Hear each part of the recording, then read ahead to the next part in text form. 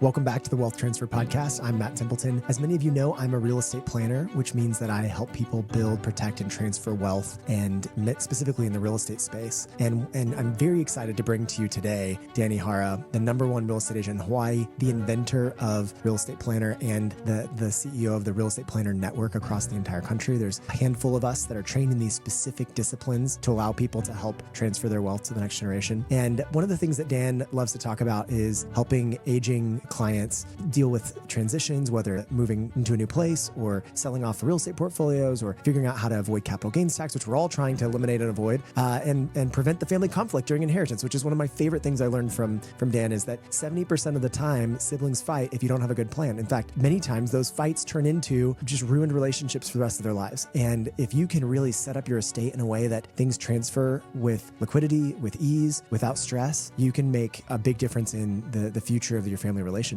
So Dan's a great wealth of knowledge. It's going to be a masterclass in the idea of transferring real estate wealth. And I'm super excited to bring to you Dan Ihara. Welcome to the Wealth Transfer Podcast, Dan. So Dan, add on to that bio. Tell us what else we need to know about you and who you are. Well, my name is Dan Ihara. I'm born and raised here in Honolulu, Hawaii, but my father was a colonel in the Army, so I traveled around the world a bit, from 5 to 15 years old for 10 years. And I learned a lot about different environments. I lived in California, Kansas City, Washington, D.C., Seoul, Korea, before I came back home. Went to the University of Hawaii here, and I always knew I was going to be an entrepreneur. I did a number of jobs. I sold waterproof cameras around the world. I was a sales and business development guy. I was in the car business. Our family has a large car business here in the islands. I did that for 8 years. I ran a printing company right out of college. So I did a number of jobs where I built things that didn't exist because I knew that if I could solve a problem, I would win. And so my premise in the world was I got to go find a problem that needs to be solved. And then I went to bring that solution. And hence the Real Estate Planner was born. So tell me, how did Real Estate Planner come to being, or how did the idea of real estate planning come to being? Well, I've been in real estate for 20 years now. This year would make 20 years. And when I first got into real estate, my brother was in reverse mortgages. And he said, hey, Dan, there's a whole bunch of this population, this aging population that has to sell their homes because they need to go somewhere, right? So I started with senior relocation services, although I didn't have a name for it at the time. It was just helping older adults transition life. So imagine somebody 70, 80, 90 years old, they can't stay home any longer. Where do they go? Well, back in those days, they didn't have the internet wasn't as strong as it is now, and there weren't anywhere to find out. So I was the boots on the ground. I was a placement company, right? So the question that an older adult has is, where do I go? How much does it cost? What does life look like? Who can help me? Well, I solved all those problems. And then the biggest problem that they had was their stuff, personal belongings. A person that's 80 years old, been in the home for 20 to 80 years. One of our clients was 89 years old. She lived in her home house the entire lifetime. So imagine a lot of stuff that they collected, right? So we started another company called Senior Move Managers, and we helped them downsize, declutter, and move. We became the solution only for one reason, because there was no solution like it in my market, right? We moved over 1,400 families. We sold a bunch of real estate through that. And now there's a whole industry called the National Association of Senior Move Managers, NASM, right? Well, I had a company like that for 14 years. I've spoken twice at the national convention over there because we were trying to bridge the gap of older adults of going from their house to somewhere else. And the somewhere else oftentimes is going to be a retirement community, active living, or assisted living, or skilled nursing. Or they're going to downsize to a smaller house or condo, or they're going to move in with family. It's typically one of those areas. Well, if they understand how they do that, and if you can help them get there, you're going to win, right? They're going to see you as a person that cares enough to find a solution, where other realtors say, well, call me when you're ready to sell. That was a big differentiator for us. So what happened is we started partnering with retirement communities, and we started doing seminars for them. And we met one retirement community that had 180 units in the building. We moved in 100 families in 2 years. Yeah, we sold about 80 of those homes in 2 years. And so it was a flow of business that just kept coming, and we were literally there every day, pretty much. I'd walk into the sales office and I'd just look up to the wall, and she says, "Well, that one's next. That one's next." You know, it was that easy. Why? Because we were the solution. So I think the takeaway from that was I needed to find a solution. I needed to find the problem, identify it, and bring a solution to it. So that's what we did, and we won. But then what happened, Matt, over the years, and it wasn't until about 8 years later, I realized I was in a conversation with a lady, and we were talking about her house, and then I said, "Do you have any investment property?" She said, "No." And then we kept talking, and then all of a sudden she goes, "Well, what about my other property?" I go, "Well, what other property? You said you don't have an investment property." She goes, "Oh, that's not an investment property. That's my mom's old house. It's just sitting there. It's been vacant for 5 years." So I had to change the question. Now the question is, do you own more than one property? And if the answer is yes, you found an investor, right? Well, these investors, what we found were not the astute investor that measures everything and goes to buy things and looks at cap rate and cash on cash. They don't do that. 99% of the population just buys it and hopes they're going to make money, right? There's no strategic, intentional plan to build wealth. So then we started asking that question, and we found out there was a lot of people that had them, and they had a lot of capital gain tax liability. So we became the expert in 1031 exchanges. You know, in my very first year, I did my first 1031 exchange seminar 19 years ago. And I used to do it, only 2 times a year. Now I do it 2 times a month, because there are people that have this wealth in real estate, but they don't want it anymore, right? Imagine this, Matt. $85 trillion are going to be transferred in the next 20 years. $85 trillion. 30 to 40 trillion of those dollars is in real estate. And it's because of a transfer of wealth. Somebody passed away, and it's either going to be a trust sale or a probate sale. So I got really good at that. I met a lot of attorneys, CPAs, financial planners. I picked their brain, and I asked them a ton of questions, and I built a class.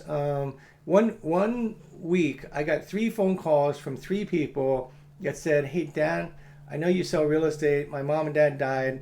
I'm a trustee, and I don't know what to do."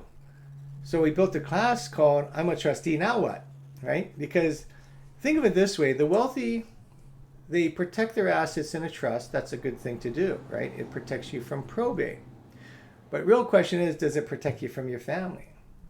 The answer is no.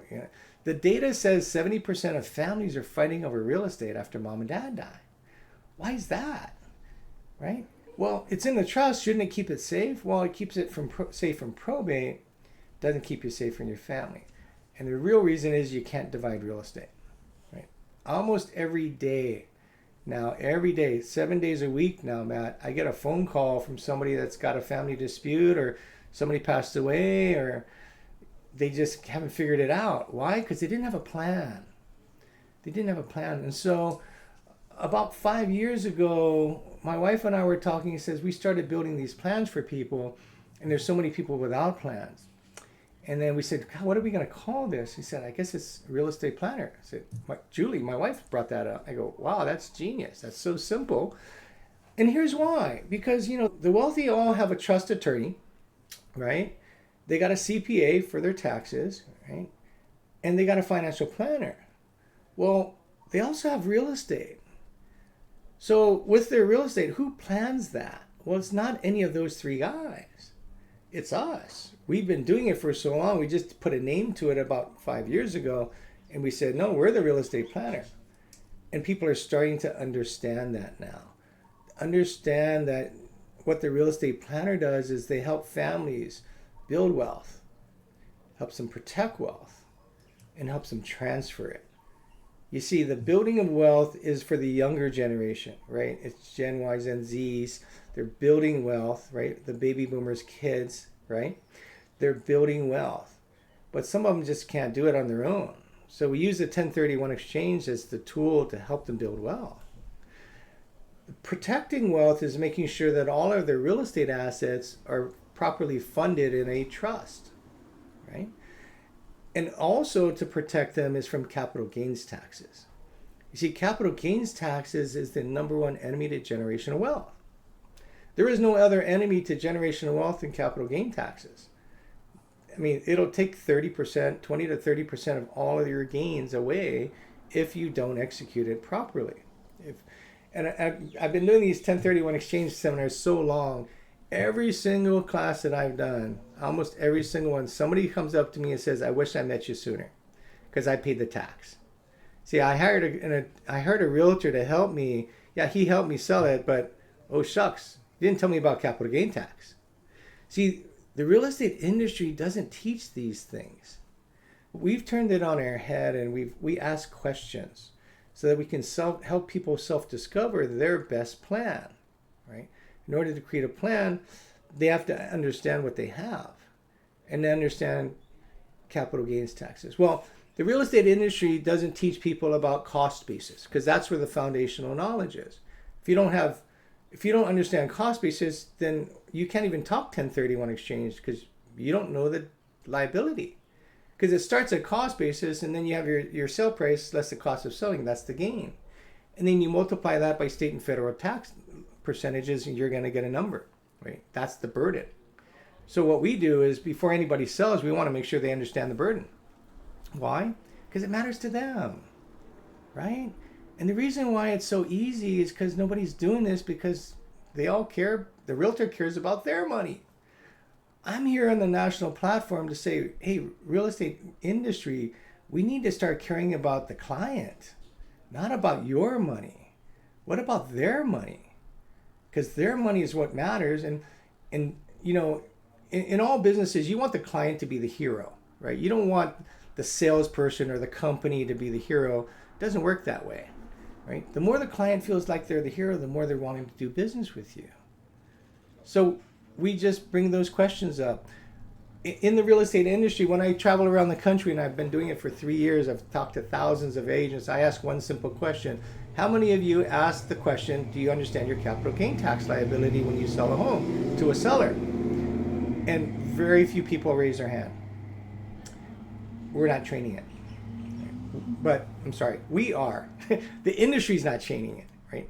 And hence, real estate planning has been birthed to elevate the knowledge of our agents so that we can provide a better, higher level of service to the client. Right? So when a client reaches out to you and they say, Dan, I need to figure out all this that you're talking about, what do they get in a real estate plan? What does a real estate plan look like to a client? A real estate plan helps them get to their goal. So everyone's different. There is very few are ever alike. So the consultation looks like this. We basically find out what matters to them. And the simple question I start with every single time I meet with somebody is, for example, if you walked into my office and we had a meeting, I'd say, Matt, what would you like to get accomplished in the 60 minutes together today? I want to know what you're here for. I want to know what your agenda is. What is it you want to get accomplished today? And sometimes they know, and then we just go towards what they know, right? What they want. Sometimes they say, well, I don't, they're going to bring up a problem, right? So that simple question will reveal a problem is why they're there.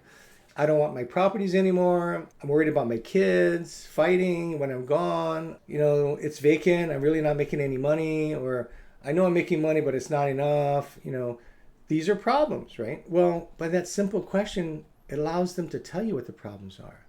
So I go through that path, and then I lay down all of their properties, right? And our clients that we meet, anywhere from 2 to 30 properties, right? And literally, I'll have all the tax records out, and I'm going to lay them on the table. And I ask them, the next question is, which one should we discuss first?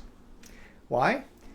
Because I've been wrong before. I started talking about the one I thought they would wanted to do, and I was totally wrong. So I let them decide, right? And they say, well, I think I want to get rid of this one. I said, well, help me understand what's causing you to feel that way. Causing you to feel. Those are important words because now you've gotten to the inside of another human being, right? They're going to tell you. They're going to tell you why they're doing that. And oftentimes it's, you know, I'm not making much money. It's vacant. The tenant just left. That's really common. right? I don't think I want to rent it anymore. That's really common. Maybe like, I don't know what to do with it, and I'm worried about my kids. Most people don't realize that they can take their investment property, sell it, buy another investment property that they don't live in, and let their kids live there. And you can change the name and the title such that when they're gone, the kids get it tax-free. You know, my statement to our clients is my job, I believe, my job is to eliminate capital gain tax, make sure it never touches your family's life. Yeah, and I can do that. There's one big reason why. See, as a realtor, I can't use this word very often, but in this case, I can. That's a guarantee. There's a big G I can use, right? You know what that big G is, right? I guarantee you, me and you, one day, we're going to leave this planet. Yeah, I guarantee you that, right? So if we already know what's going to happen, then why don't we plan for it? Why? Because here's another guarantee. I know, and I can guarantee you, that's the date of the day of transfer of wealth. So if you're looking at transferring wealth, you want to get in front of that date, right? Because otherwise, if not, you're going to be a statistic of the 70% that fight. So we create plans for that. We create plans for what do they want to do with their properties. So we list all the properties down. I look at the capital gain tax liability for every single one of them. I start at the cost basis. I run the capital gain tax assessment. I show them the tax burden if they sell these things. Because if there's some that have no gain, they could sell it and not do a 1031 exchange. They can do anything they want with it, right? So I'm never going to force anybody or steer anybody into the 1031 exchange. I'm going to let them walk themselves into it. Why? Because my simple question is, based on the math here, and if your cost basis is accurate, and if we sell it at this price, then here's your capital gain tax liability. My next question is how you feel about that. I don't want to be the judge. I'm not going to be the judge of $300,000 is a lot of money, because some people, it's not a lot of money. For me, it's a lot of money. So I'm not going to be the judge of it. I'm not going to be the judge of $50,000 being a lot of money, because it's not my money. So I ask the question, how do you feel about that? And they'll tell you, oh, that's not good. I don't want to do that. Okay, well, if you don't want to do that, I can help you. Would you like my help? And so they say, yes, I'd like some help. I say, well, if you sold this, you could buy something else. So my next question to you is, what do you think you'd like to get? Do you have anything in mind? And some people say, yes, I do. Many people say, you know, I really don't know. I said, so my next question to them is, do you need the income from this investment property to sustain the life you desire? And if they say, yes, I need the income, then my job is to make them more money. So I do an asset performance test. I measure that asset based on the numbers they give me, income and expenses, and I can show them mathematically how it's performing. We use a cap rate analysis and a cash on cash analysis along that, and we can show them the cap rate. Basically the yield, the rate of return, right? If there's no mortgage on it, the cash on cash is the cap rate. And so what we're finding though, Matt, is most of our older adults, they have a very, very low rate of return. 1% to 2% is what we see. Now, why is that? Well, I can tell you it's for two reasons. It's two reasons. One, they haven't raised the rent. Their tenant that they love, little Johnny, he's a nice guy. He's been there 20 years. Anytime I hear that they've been there a long time, I know they didn't raise the rent, right? Because now they became a philanthropist. They're helping somebody else because they like them. And they get to choose. Do you want to be an investor or a philanthropist? Your call, right? And they all pick investor. But that's what you want, but that's not how you're showing up, right? It looks like because if your rent should be $2,500, but it's only $1,500, obviously you got a delta there. So that's one reason the rent is low. The other thing is they don't realize how high the value has become over the last 10 or 20 years, right? They're relating it to what they bought it at, not today's value. You see, everybody that I've talked to, except for two people, now this is thousands of people, Matt, thousands that I've talked to, everybody had a low rate of return except two. It's easy, right? You show them the math. If they want to make more money, I say, well, here's where you're at. If you're at 2% and if I can get you 5%, is that something you'd like? They say yes. Would you like to do this sooner or later? I guess sooner. Here's how we get started. Let's say they say, well, that's if they want to make more money. Remember, the original question is, do you need the income from this property to sustain the life you desire? If the answer is yes, we're going to make them more money. But many of them, they say, no, Dan, I don't need the income. In fact, I got more money than I can spend. And so if they don't need the income to sustain the life they desire, then I'm going to ask them about their family. So tell me about your children. Who's the oldest? What's his name? Are they married? How old are they? Do they own their own property? See, if they don't own their own property, we could sell an investment property, buy another investment property, allow them to live in it, or even co-own it with them, but with another mortgage, right? They can buy up. And now you could seed money their property. Right? See, when I ask people, at the end of the day, who's going to get what? And they go, I don't know, my kids are going to get it. And I said, well, if you could bless your kids today, would you? And they all say yes. I said, well, here's how we can do that. Here's how we can help you. If Jane doesn't have a property, if she could buy one, would she? The answer is going to be yes. Well, here's how we help them. And it opens a door to opportunities for this family. This family has no idea how to help. Most adults don't want to give money, right? Well, most of their wealth is tied up in real estate. So if they sold it, they would pay the capital gain tax on it. We're going to eliminate capital gain tax, right? So really what we do, Matt, is we unlock wealth and we reposition it to whatever matters most to the client, whether it's more money or their family. They could donate it if they want it, or if they want true passive income, we have the tool called a DST that's used for passive income, like it's like an annuity. You just get money every month. Never have any worries about anybody. And that's a large population of ours. We have a large population from anywhere from typically 70 and on up years old. They don't want to own, manage real estate anymore. They don't want to pay capital gains taxes. They're worried about their kids fighting. And they're probably not making 5% because DSTs are now getting us 5%. So we solve all their problems, right? And guess what? When you solve their problems, they're going to tell those three trusted advisors, the trusted attorney, the CPA, and the financial planner. Those are the people that have the knowledge of the wealthy and have access to them, but they can't solve their problem. We, as real estate planners, can solve their problem. And that's what a real estate planner does, right? Builds, protects, and transfers wealth.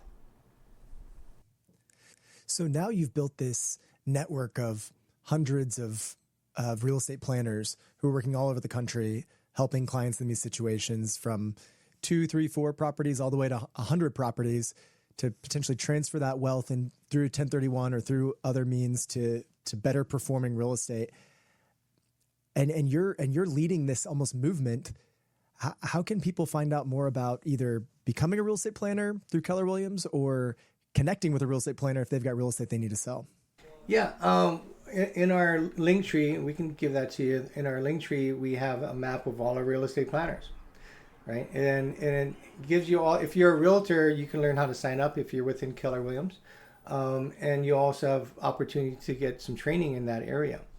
There's a lot of tools that we have. It's 20 years of learning how to do this and talking to, dozens and dozens and dozens of CPAs, financial planners, and trust attorneys. I actually do a class. It's a continuing education class for the Hawaii Financial Planners Association. So I'm teaching financial planners that we can unlock wealth and reposition it for their clients. And the beautiful thing about that for them is if they have access to a DST, I'm now helping their client and then also helping them make money, right? Because I'm going to give them back the money, right?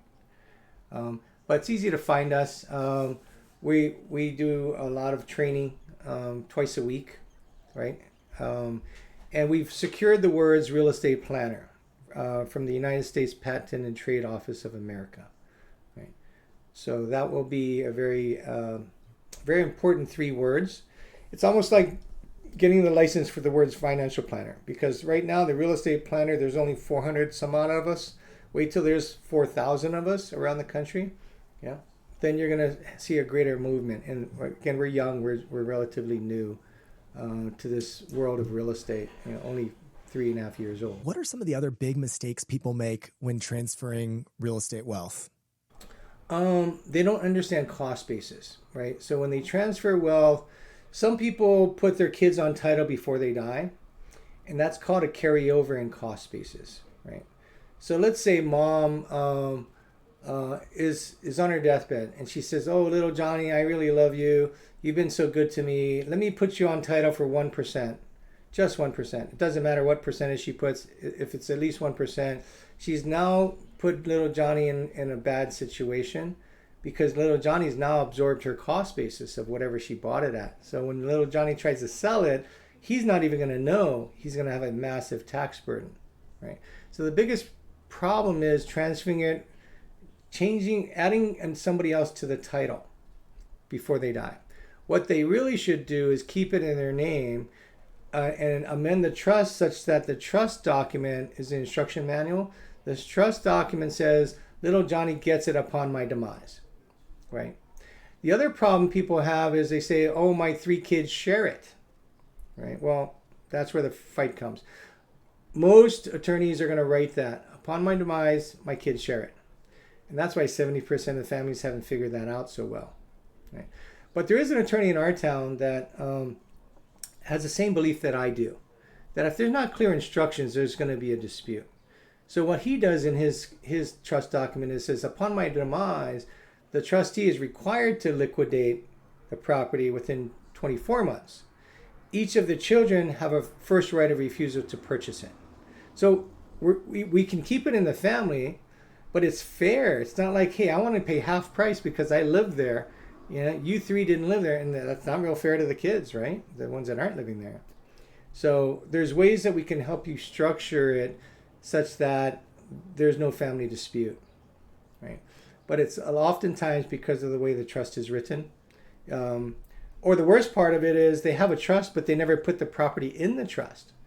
That's an unfunded trust, which means it didn't work. It's going to go to probate.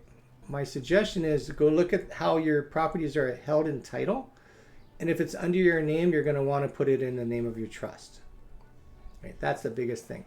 Because when you buy a property, most people put it in their name because the lender doesn't want it in the name of the trust. They want it in the name of a person they can go back and get the money from. Right? So after you buy a property in your name, and then after you close, transfer it to the name of the trust, it's going to keep it safe. That's awesome. Well, Dan, thank you so much for explaining real estate planner and also explaining some of the mistakes people make when they're not thinking about how you actually transfer wealth appropriately. I think it causes a lot of heartache to a lot of families when they haven't thought through these things ahead of time. So I really appreciate that. That's it for today's episode of the Wealth Transfer Podcast. If you found value in this conversation, would you leave us a review? That would be just so honoring to us. We'd appreciate it. And if you know somebody who might need to listen to this because they're thinking about their next chapter, will you send them a link to this podcast or this video so that they can listen more as well? For more episodes and expert insights, be sure to follow and subscribe. That means the most to us. Follow and subscribe, please, please, please. And when you're ready to take action on your own real estate plan, or if you need help with wealth transfer planning, we know a number of experts in all the different spaces. We'd love to connect you with them. You can reach out to us via direct message or comment. You can email us, matt@templeton.realestate. No .com, just templeton.realestate. And I'd be happy to connect you with an advisor. Thanks so much.